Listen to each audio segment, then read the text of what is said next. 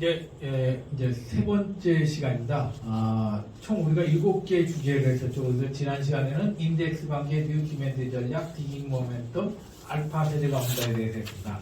자, 이번 시간에는 이제 마지막 주제인 선제적 대응 기술, 공간력, 이것은 기술에 관련된 거고, 네버랜드 신드롬이라는 것은 우리가 산업에 관련된 주제라고 했죠. 그래서 이 세 가지 주제에 대해서 같이 생각을 해보도록 하겠습니다. 자, 첫 번째 주제인 선제적 대응 기술입니다. 이 선제적 대응 기술이라는 건 뭐냐면, 과거에 우리가 어떤 그 제품이 나오거나 서비스가 나올 때는 우리가 고객의 정보를 받아서 고객이 필요한 것을 해서 거기에 맞춰서 제품이 나왔다면, 이제는 고객이 필요를 깨닫기도 전에 미리 솔루션을 제공의 불편감을 해소해주는 기술들이 나오기 시작했다.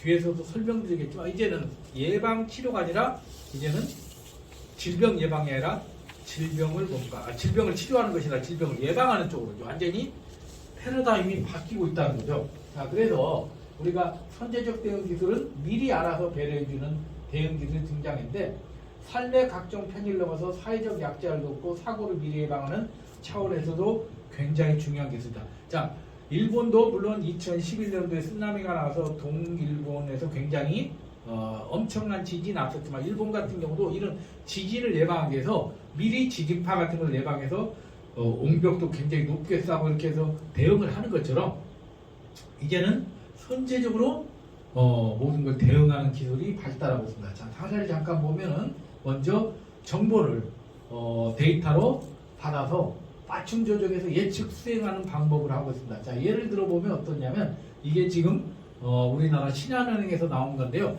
나이 드신 분들이 제일 많이 당하는 게 뭐죠? 바로 금융사기단입니다. 자, 금융사기를 받을 때 어떻게 하죠? 되게 돈을 이렇게 가서 직접 가서 출금을 해서 계좌로 이체해 주잖아요. 그런데 이분의 이게 신한은행에서 나온 AI 이상 행동 탐지 ATM기인데, 평상시 사람의 어떤 그 눈동자나 이렇게 손 이런 것을 기억하고 있다가, 이 사람이 아무래도 뭔가 이런 걸 받으면 당황하겠죠. 그러면 이 사람은 지금 자기는 평상시처럼 한다고 하지만 이걸 감지해서 ATM기가 작동을 멈추도록 하는 이런 기능도 나왔다고 합니다. 놀랍지 않습니까? 자, 그리고 또 이건 뭐냐, 스마트 싱이라고 해가지고 내가 스마트폰을 딱 켜기만 하면은 내가 현재 집안에 있는 이런 컴퓨터나 텔레비전이라든지 어떤 그 습도라든지 이런 것들을 자동으로 조정할 수 있는 삼성의 스마트 싱스, 내가 스마트폰만 켜더라도 자동으로 모든 그 온도나 그 환경을 조절하는 이런 것들도 나왔다고 합니다. 자, 이 외에도 그 책자에서 소개됐던 게 뭐냐면, 세포라라는 화장품 그 메이커가 있는데, 여성들이 가장 민감한 게 어떤 겁니까? 자신의 얼굴에 맞고 자신의 체형에 맞는 화장품을 고르는 건데, 이 세포라라는 화장품 매장은 그 화장품 매장에 딱 고객이 가서 들어가게 되면은 모든 걸 스크린에서 거기에 맞는 립스틱이나 거기에 맞는 파운데이션 이런 것들이 바로 추천이 돼서 고객이 그것을 체험할 수 있는 그런 형태로 되어 있고, 또 아마존에서는 아마존 스타일이라고 가지고 들어보셨는지 모르겠는데, 자, 아마존에서 수많은 물건을 팔겠죠. 그러면 우리 정우성 지점장께서 본인이 원하는 옷이나 바지나 신발 같은 것을 평상시 생각했던 게 있으면 아마존 스타일 매장에 가게 되면은 아예 딱 거기에서 정우성 그 지점장이 딱 거기에 들어가는 순간에 그 아마존 스타일에서 그 정보를 다 가지고 거기에 맞는 색상이나 옷이나 디자인을 가지고 와서 피팅룸에서 바로 갈아입을 수 있도록 몇 가지 세트를 준비하는 이런 형태로, 이제 선제적으로 소비자들이 선택하기 전에 물건이 배달되고 서비스가 전개되는 형태로 바뀌고 있다고 합니다. 자, 더 놀라운 것은 이게 지금 이제 우리 뭔가 스마트 케어, 노인들의 형태로 하고 있는데, 이게 일본에서 지금 들어온 에코 케어라는 시스템인데, 뭐냐면 나이 드신 분들이 되게 문제되는 게 뭔가 혼자 계시다가 넘어져서 사망하는 경우도, 다치거나 이렇게 뇌졸중으로 사망하는 건데, 이 에코 케어 시스템은 뭐냐면, 이 천장에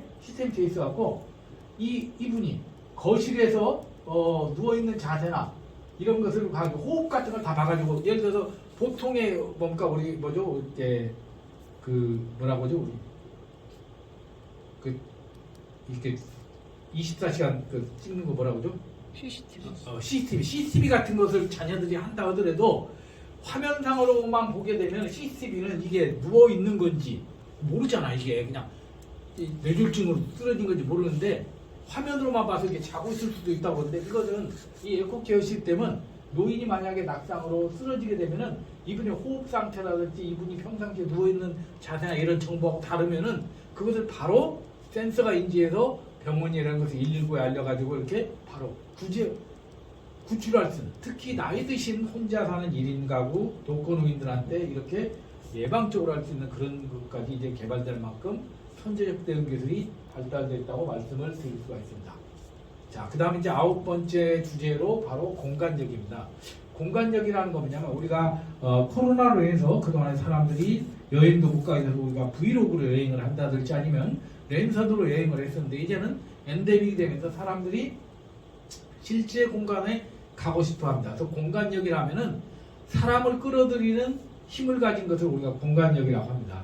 자, 그래서 공간력이라는 것은 아무리 정교한 가상 공간이라도 실제 공간을 대체하는 것이 불가능하기 때문에 이제는 실제 공간의 힘, 이런 전시회라든지 그래서 우리가 아무리 메타버스나 이런 것으로 뭐 유명 가수들이 이렇게 쇼 같은 거 한다 하더라도 직접 예를 들어서 10만 명이 어떤 그 잠실 운동장에서 같이 떼창을 하는 거하고는 다른 어떤 공감을 느낄 수 없는 것처럼 이런 것들을 공간력이라고 합니다. 그래서 공간력이라는 것은 공간력 신드롬의 대표적인 사례가 혹시 이거 보신 분 있어요? 이게 뭐냐면 반가요상이에요. 반가요상이 뭐냐면 그 부처님이 옛날에 왕자였잖아요. 왕자였다가 28살 때 해탈해서 이제 부처로 되잖아요. 왕자의 신분에서 해탈하기 전에 앉아 있었던 자세라고 합니다. 그래서 이걸 이제 불상으로 만들었는데 이게 그 우리나라 지금 국립박물관에 가면은 이 반가요상이 있는데 옛날에는 여러 개를 놔뒀는데 국립박물관에서 딱 2개만 전시를 했대요. 2개만. 근데 이 공간이 한 100평 정도 되는데 2개만 해놨는데 여기가 완전히 또 뭔가 불멍하는 곳이라고 해가지고 그러니까 불상을 보면서 명상하는 곳이라고 유명해져갖고 이 공간이 엄청나게 뜻지고 특히 BTS 아미 팬들이 수많은 해외 팬들이 이걸 사가지고 BTS 빈가가 아마 여기를 또 좋아한대요. 그래서 불상 또 뭔가 반가요상을 또 BTS에게 바치는 또 조공 레이스가 또 펼쳐졌다고 할 만큼 그만큼 이게 공간력 신드롬이 바뀌었다고 합니다. 그래서 보시는 바와 같이 공간력이라는 것은 매장을 더 크거나 작게 해서 마치 중력처럼 고객을 끌어당기는 힘이 되는데 정말로 이 공간이 이렇게 히트칠 거라고 아무도 생각 못했죠. 그래서 차별화된 고객 경험을 느끼게 하는 것이 바로 공간력이 되겠습니다. 자, 대표적인 공간력의 사례를 보면은 인력이라는 것은 사람을 끌어들이는 것인데 대표적인 게 바로 이케아입니다. 여러분들 아시다시피 이케아는 광명이나 저기 뭔가 용인 이렇게 약간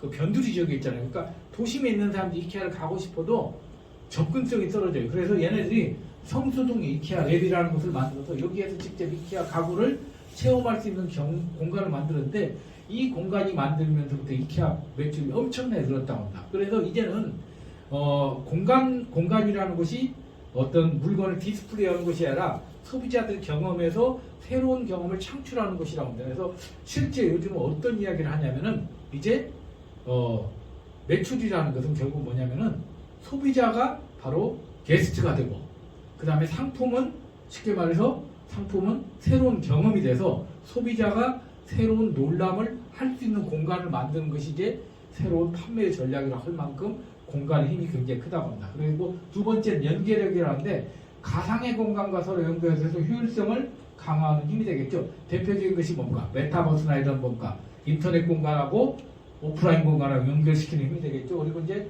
확장력이라고 해서 메타버스의 융합을 통해서 지금 우리도 코로나가 계속됐다면은 이미 단국대 같은 경우는 메타버스 안에서 학생들이 출석을 하고 거기에서 수업을 듣는 그런 형태까지 갔었거든요. 이런 것처럼 이제 인력과 연결력과 확장력이 되는 공간적 유형의 새로운 공간에 점점 확산이 되고 있다. 그래서 이미 메타버스 안에서 가상 공간 안에서 우리나라 땅들이 지금 거래되고 있잖아요. 그래서 사람들이 내가 강남 땅은 없지만 메타버스 안에서 강남 땅을 사겠다는데 이미 강남은 또 메타버스 안에서 엄청나게 비싸졌다고 합니다. 그만큼 우리가 새로운 어떤 공간적 유형이 되고 있다. 자, 이제 마지막 주제입니다. 마지막 주제는 우리가 이제 어른이 되기 시기라는 우리가 피터팬 계속해서 어린이로 남고 싶어하는 이런 모두가 어린이로 살아가는 네버랜드가 굉장히 많다. 그러면 어른이 되고 싶지 않은 이런 것은 왜 그러느냐? 바로 그만큼 평균 수명이 길어졌기 때문이고, 특히 현실이 어렵기 때문에 자꾸 동심의 세계로 돌아가고자 하는 것들이 많습니다. 그래서 우리나라도 지금 그 TVN이라는 프로그램에 보면은 전원일기라는 장수 프로그램이 있었어요. 근데 전원일기 그 장수 프로그램에 과거 출연진들이 나와서 회장님 댁 사람들이라는 이 프로그램인데, 뭐 김용건 씨, 김승우 씨 이런 분들이 약 30년 전에 그 촬영했던 멤버들을 모아서 옛날 얘기를 하는 이런 복고풍 이런 프로그램들이 굉장히 히트를 치고 있는 것들을 보면 아마 이런 그 신드롬의 현상이 아닌가 생각을 합니다. 자, 그러면 네버랜드 신드롬에서는 현재 한국 사회에서는 젊음을 미워하고 우상시하면서 감성도 어려지는 분위기가 팽배한다. 뭐 저도 거기서 예외가 될 수 없다고 하는데요. 저도 제일 좋아하는 말이 뭐냐면 제 나이를 얘기했을 때 깜짝 그분이 물론 전혀 안 놀래도 되는데 이제 일부러 액션을 해주는 경우도 있는데, 일단 아무튼 자기 나이보다 어려 보이는 현상을 사람들이 다 선언. 옛날에는 잘생겼다, 뭐 멋지다 이런 말이 칭찬이었다면 요즘은 그 나이보다 어려 보인다는 이 말을 누구보다 다 사람들이 좋아하는 현상이 되었다. 그만큼 이제 노래화가 될수록 사람들은 젊은 형태로 남고자 한다. 그럼 왜 그러느냐? 바로 이것 때문입니다. 자, 우리가 100세 시대가 되면서 인생 시계를 보면 옛날에 제가 태어났을 때만 해도 우리나라 남성의 평균 수명이 60세가 안 됐어요. 그래서 옛날에는 저희 어렸을 때는 남성이 그 부모님 60세가 되면은 인생을 한 바퀴 더 산다고 해서 그 환갑잔치를 해줬어요. 빚을 내서라도 했어요. 근데 요즘 환갑잔치 하면 돈 맞아 죽죠. 요즘 칠순잔치도 아무도 안 가요. 자, 그 이유는 뭐냐? 옛날에 50세나 60세가 되면은 인생이 끝났다고 생각해요. 지금 100세 시대에도 60세는 몇 시밖에 안 돼요. 3시밖에 안 돼요. 그래서 최소 일도 75세까지는 해야 된다. 75세까지. 그래서 아마 여러분들이 지금 대학원을 다니시는 것도 그렇고, 저도 지금 교수로서 정년이 얼마 안 있음에도 불구하고 이렇게 유튜브도 찍고 이렇게 계속해서 활동하는 이유가 뭐냐면 최소 70에서 75세까지 일해야 하기 때문이다.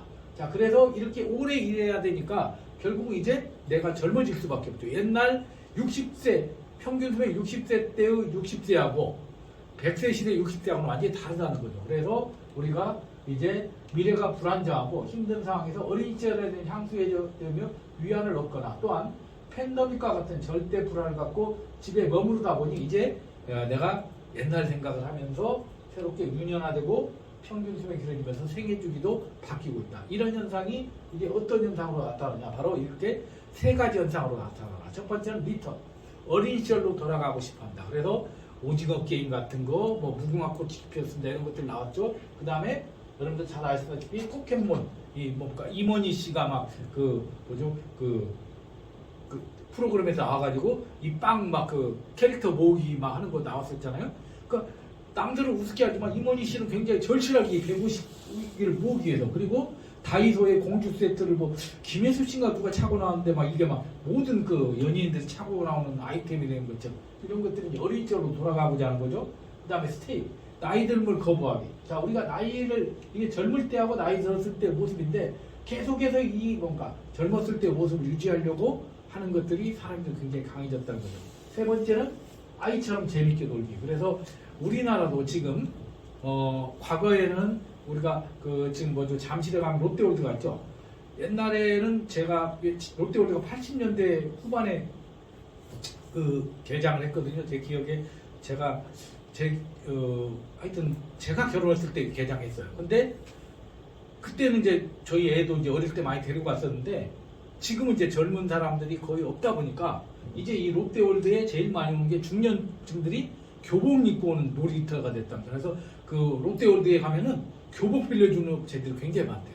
그만큼 이제 젊은 시절로 돌아가고자 하는 이렇게 새로운 형태로 바뀌고 있다. 그래서 일본도 디즈니랜드가 거의 없어질 뻔했는데 그 시니어들이 다시 와서 옛날 놀이로 해서 동창회를 하면서 이 디즈니랜드가 다시 활성화된 것처럼 이렇게 세 가지 형태로 바뀌고 있다고 합니다.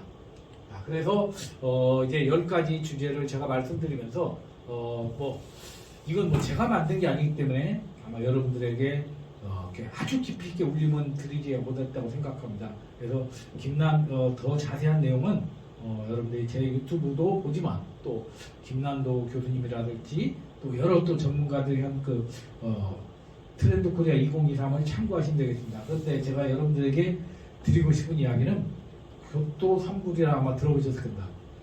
현명한 토끼는 굴을 3개를 판다고 하잖아요. 토끼는 아무래도 달리기는 잘하지만 굉장히 포식자들한테 약하기 때문에 2023년도에는 결국은 굉장히 금리도 오르고 또 물가도 오르고 또 여러 가지 또 부동산 가격은 폭락하고 그렇다고 해서 또 고용 환경이 좋아지는 것은 아닌 굉장히 어려운 시기가 된다고 합니다. 그래서 우리가 현명한 토끼가 3개의 굴을 뚫어서 미래를 대비했던 것처럼 여기 있는 우리 원우님들도 열심히 잘 준비해서 2023년도에 이 단어처럼 점프하는 토끼처럼 성공하시길 바라면서 이번 시간 마치겠습니다. 다음 시간에는 이제 여러분들과 함께 기말고사 때 찾아뵙도록 하겠습니다. 네, 마치도록 하겠습니다. 감사합니다.